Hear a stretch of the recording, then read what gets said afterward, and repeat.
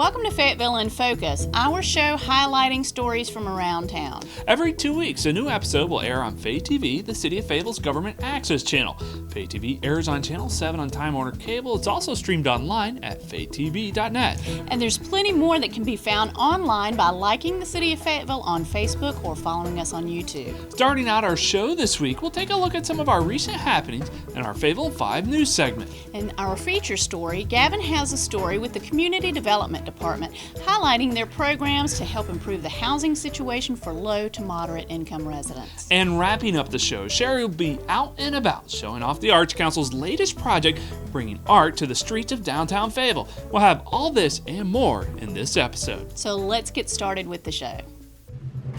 The Fayetteville City Council recently held its annual strategic retreat to set priorities for the city departments for the coming year. Some of the issues the council wanted to see addressed include looking into having vehicle maintenance done by city staff instead of outsourcing the service to the Public Works Commission, transfer the anti-litter volunteer campaign from Fayetteville Beautiful to the Fayetteville Cumberland Parks and Recreation Department, develop a targeted tax incentives policy to encourage the growth of businesses, hold a summit to explore solutions to poverty, improve the software that tracks the progress of city policy goals, review changes to the Unified Development Ordinance, establish a revolving loan pool for small business, and conduct a comprehensive housing study. The council developed this year's strategic goals after receiving feedback from citizens and city staff. If you like golfing and are looking for more opportunities for you and your family to hit the links, you're in luck. Fayetteville Cumberland Parks and Recreation has signed a memorandum of understanding to offer golf at heavily discounted rates at Kings Grand Country Club for the next year. Spring leagues for women and seniors are set to kick off in late March. The program will also offer other golf programs such as camps for kids. The Spring Senior League starts Tuesday, March 21st, and the Spring Women's League begins Thursday, March 23rd. The leagues will run through late April, and there will also be 2 kids' camp sessions slated for July and August. More leagues for women and seniors are also on tap for winter in October and November. Junior League practice rounds, a Junior League for All-Stars, and a Junior Tournament and a Middle School Age League are also planned. If you're interested in joining the golf leagues and would like more information, call 433-1392, and you can register at any Fayetteville Cumberland County Recreation Center. The Federal Emergency Management Agency, also known as FEMA, is offering funding for property owners whose homes were affected by Hurricane Matthew. There are 3 ways FEMA is offering assistance to the affected property owners. First, with the Acquisition and Demolition Program. Second, with the Structure Elevation and Floodproofing Program. And finally, the Mitigation Reconstruction Program. The Acquisition and Demolition Program requires that the structures be removed from acquired property and the property be open space from that point on. The Structure Elevation Floodproofing Program requires that a structure be raised above base flood elevation. This is one of the most common techniques used for retrofitting flood-prone properties. The Mitigation Reconstruction Program includes demolition, site grading and prep, and new construction. All eligible construction activities must be completed for under $150,000. Applications and letters of interest for properties can be turned in by the expedited deadline of March 31st, 2017, or the final deadline of May 1st this year. For more information, visit fayettevillec.gov/FEMA or call 910-433-1705. Fayetteville Cumberland Parks and Recreation wants residents to know more about upcoming park bond projects and is placing informative signs at 5 of the 7 locations of future splash pads.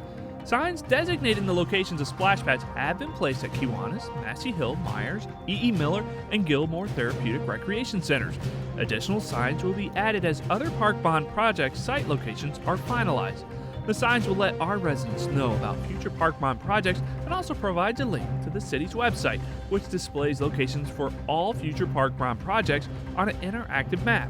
The website will also provide information about the construction date and status of the park bond projects. To visit the website, go to fayettevillec.gov/parkbonds. Mayor Nat Robertson led an opioid roundtable on Tuesday, February 21st in City Hall to present to State Attorney General Josh Stein the successful efforts Fayetteville has made to reduce opioid addiction. City officials, local community leaders, law enforcement, and healthcare providers and other stakeholders were also in attendance. Fayetteville is the first city in the Southeast and fourth in the country to utilize the Law Enforcement Assisted Diversion Program, which aims to divert low-level criminals from prosecution and into stable housing and educational job skills programs. Fayetteville Police Department was among the first in the state to equip officers with naloxone, a drug that reverses opioid overdoses. The police department has saved more than 55 lives since they began using naloxone in the spring of 2015. The Fayetteville Opioid Abuse and Awareness Task Force, led by Mayor Robertson and retired Army Colonel Goolsby, focuses on reducing the number of opioid overdoses, educating providers who prescribe opioids, bringing awareness to the general public on opioid addiction and treatment, and promoting treatment and recovery resources. The task force established a new substance abuse hotline operated by Cumberland County Communicare's Recovery Resource Center and funded by Cumberland County. The number for the hotline is 910-424-HOPE. Not too long ago, the City of Fayetteville helped the Butler family repair their home. Well, they did siding, complete siding on the outside. They put down rugs in the house, paint the wall, put up doors, put on a screen door, and they did the kitchen complete the kitchen. They did the cabinets, sand them down, paint them, and the benefits go beyond cosmetic. And it made a difference. Our gas bill and stuff, it dropped. Well, it is very important. One, to help the elders. That's the most important thing. I've been in a lot of houses. I've seen the houses, the roof is dripping down. People cannot get up from the bed. Floors are caving in. So those people need very much help. And community development, they are doing much as they can to help them, to save them their life and be nice to them. The City of Fayetteville's Community Development Department has 5 programs designed to improve the housing situation for Fayetteville residents with low to moderate income. The Housing Rehabilitation Program provides low-interest loans for owner-occupied homes needing between $5,000 and $30,000 in repairs. A similar program is also offered to owners of rental properties catering to low to moderate income tenants. The Emergency Home Repair Program provides up to $5,000 grant and is operated in collaboration with a local nonprofit organization. The Mobile Home Urgent Repair Program provides a $5,000 grant for urgent repairs. The 5th and final program was recently created to help low to moderate income residents affected by Hurricane Matthew. A $5,000 grant is available for owner-occupied homes, and a 0% interest loan up to $5,000 is also available for rental property owners who house tenants that meet the program requirements. Typically, around 160 homes and rental units are improved by the various programs every year, and the new Hurricane Relief Program will benefit an additional 180 properties this year. We're hoping that we are maintaining the quality of residency for the homeowners by maintaining their properties ongoing, so it doesn't get to a stage that they have to have full rehabilitation. A secondary benefit of the programs is that the dollars being put to work are staying in the community. Within the administration of those programs, we do have to hire contractors to perform the work. The city is basically providing the funding to support the repairs to be done, but we do have to recruit local contractors within the area to actually do the work. Even general contractors who use subcontractors are staying local. I always have my local guys and always use the same guys. The city hires both general contractors for large projects and specialized contractors such as electricians or plumbers for smaller projects.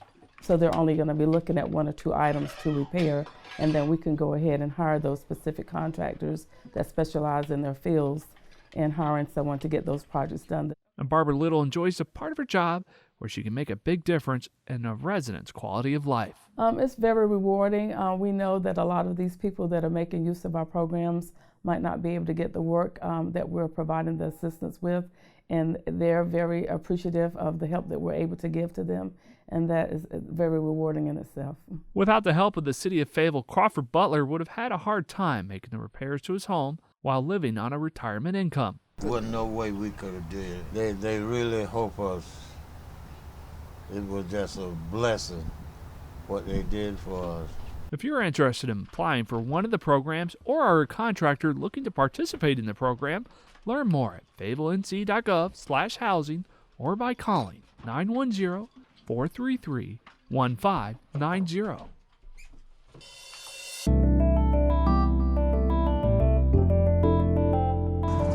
I'm out and about today with Mary Kinney from the Arts Council, and we're downtown looking at all of these amazing sculptures. Mary, I know that this is a public art project. Can you tell us a little bit more about it? Sure. The title of this temporary art installation is Work in Progress, and the exhibition was gifted to this community through private donations as well as some matching funds from the Arts Council.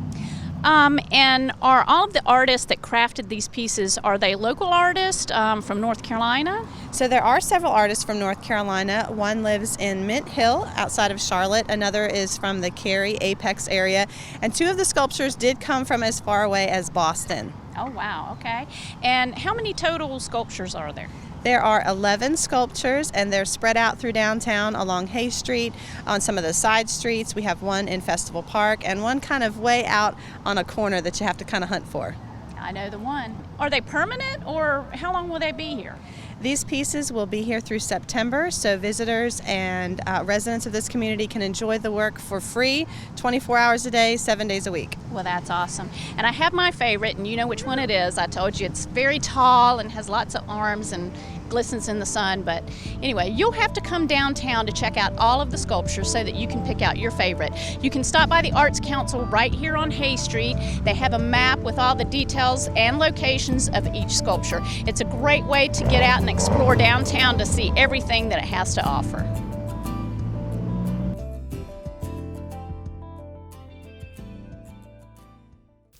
This will wrap up this episode of Fayetteville in Focus. We hope you've enjoyed it. If you would like to watch this or any other FayTV programming, visit us on the web at faytv.net. So remember, like us on Facebook, Subscribe to us on YouTube. and keep watching our live stream on our website or on Time Warner Cable Channel 7. Thank you for watching FayTV.